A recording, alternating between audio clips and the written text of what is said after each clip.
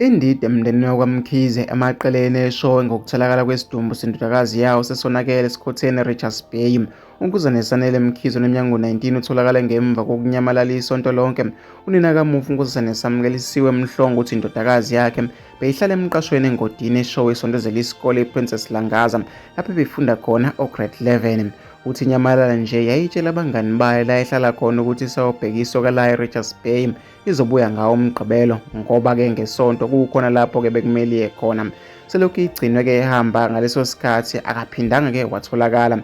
Sibe sesibika ngokunyamalala kwakhe emaphoyiseni safaka-ke nasezigudleni zokuxhumana.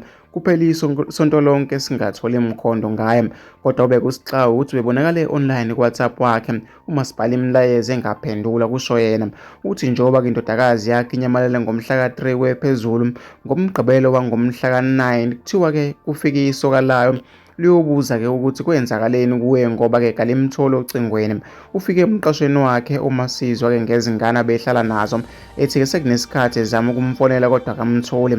Ushiye inombolo yakhe nathe-ke utholakala kuyo kodwa-ke uma siyishayela kayisangeni nhlobo, kusho-ke uNkz Mhlongo. Sibe sesitshelwa ngomunye obone esibhala ezigudleni zokuxhumana ukuthi-ke sinyamalelwe yingane ngesidumbu-ke esithole sesonakele ngamaphoyisa eRichardsbay.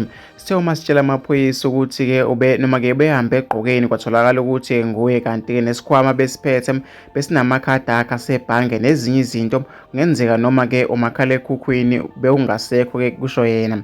Uthi-ke indlela isidumbu ebesesonakele ngayo kube nzima ukubona ukuthi ulimale kanjani. Sinethemba lokuthi amaphoyisa khona-ke angakusho ngoba-ke odokotela usihlonzile-ke isidumbu nokuthi-ke uzokwazi ukuthola ukuthi kwenzekeni kuyena. Sibonga ukuthi-ke isidumbu sakhe sitholakele njengoba-ke sitholwe khona ngumuntu obezidlulela kuyona-ke leya ndawo ukuthi-ke besithukusiwe lapho-ke kusho yena. Okhuluma amaphoyisa Lieutenant Colonel Nqobile Gwala uqinisekisile ukuthi-ke kuvulwe icala lokubulala amaphoyisa asaphenya.